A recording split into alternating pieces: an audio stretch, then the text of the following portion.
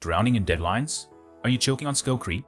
Every project estimate feels like you're throwing darts in the dark blindfolded in a hurricane while riding a unicycle uphill. Yeah, welcome to the project jungle. But guess what? Today, we're grabbing a metaphorical machete and hacking our way out of this chaos with agile estimation. Forget the old school guessing games. We're talking story points, value points, and velocity. Think of it as turning project chaos into organized, slightly less terrifying chaos. Chaos you can control. Ready to trade blind guesses for data-driven decisions? Ready to finally understand why your projects always feel like you're wrestling a wild animal? Then grab your metaphorical machete, buckle up, and let's dive headfirst into the wild world of agile estimation. Welcome back. Now, I know what you're thinking. Estimation sounds about as thrilling as watching paint dry. But trust me, in the wild world of projects, estimation is your compass, your machete, okay, maybe not your actual machete. Please don't bring machetes to sprint planning. HR gets very twitchy. But seriously, if you've ever stared blankly at a backlog, wondering if you're gonna need a week or a decade to finish it, then you, my friend, are in the estimation jungle. And without the right tools, you're gonna get eaten alive by uncertainty. Fear not, because today, we're arming ourselves with agile estimation. Think of it as the Bear Grylls of project management. We're gonna learn to survive, thrive, and maybe even have a little fun along the way. First up, story points. Forget counting hours, minutes, seconds. That's like trying to measure the size of a mountain range with a ruler. Utter madness. Instead, agile teams use story points. Imagine you're comparing tasks, not to a clock, but to each other. Folding 10 papers? That's a quick jaunt up a small hill. Maybe a 2-story point task. Building a rocket to Mars? Okay, that's Mount Everest. Definitely a 55 or maybe even bigger. We use the Fibonacci sequence. 1, 2, 3, 5, 8, 13, and so on. Why Fibonacci?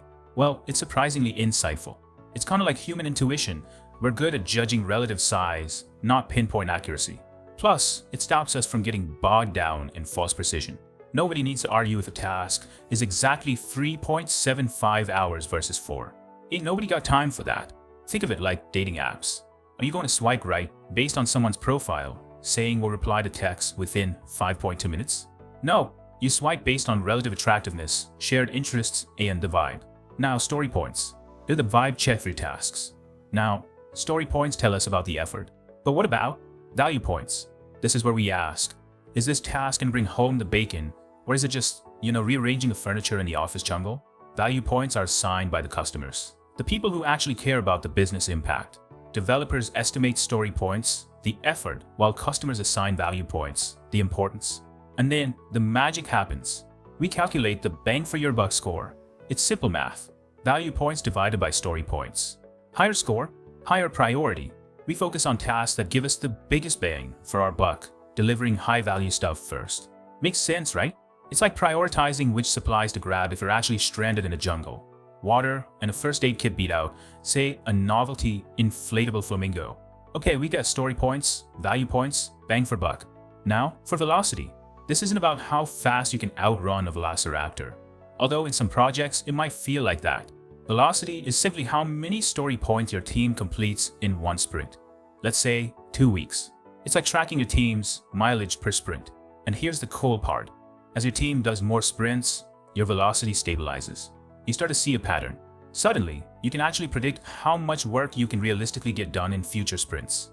It's like learning to read the jungle's weather patterns. You're no longer just guessing. You're making informed predictions based on past performance.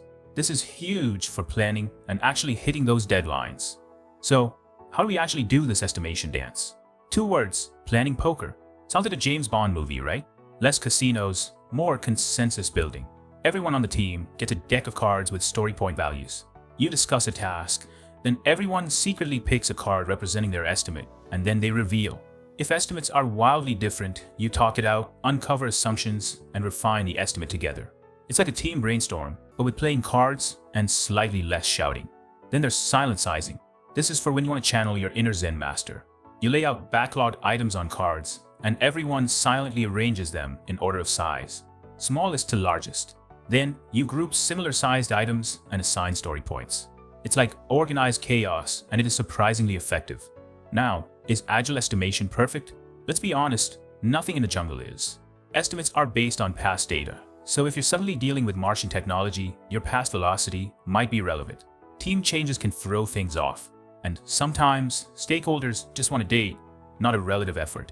It's like asking a weather forecaster for the exact temperature 6 months from now.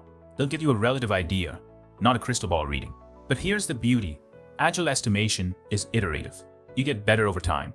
Each sprint, your estimates become a little sharper, your velocity a little more predictable. You learn from experience. It's like leveling up your survival skills in the project jungle. So ditch the dartboards, embrace the story points, and start surviving and even thriving in your projects. Agile estimation isn't about perfect predictions.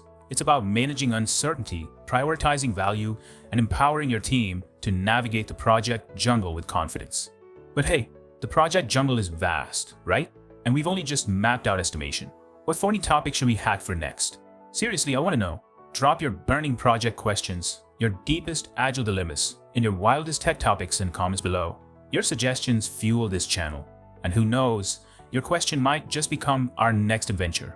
And speaking of adventures, ready to truly understand who you're building for, like really understand them, beyond just features and functions?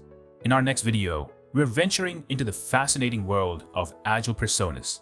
Forget guessing who your users are and what they actually want. Agile personas are like your super detailed user guides for the project jungle. Imagine having fictional but realistic characters that represent your target users. Their needs, their goals, their quirks, all mapped out. Understanding Agile personas is like getting the cheat codes to building products users actually love. It helps your team stay laser-focused on the user experience, ensuring every decision, every feature, every story point even, is aligned with what truly matters, delivering value to the right people. Trust me, if you want to build products that aren't just good, but irresistibly good, you do not want to miss this. So if you're ready to transform your product development from guesswork to user-focused precision, and ensure you're building the right things for the right people, hit that subscribe button, smash that notification bell, and prepare to level up your Agile game. Because in the project jungle, understanding your user is power, and your next level starts right here.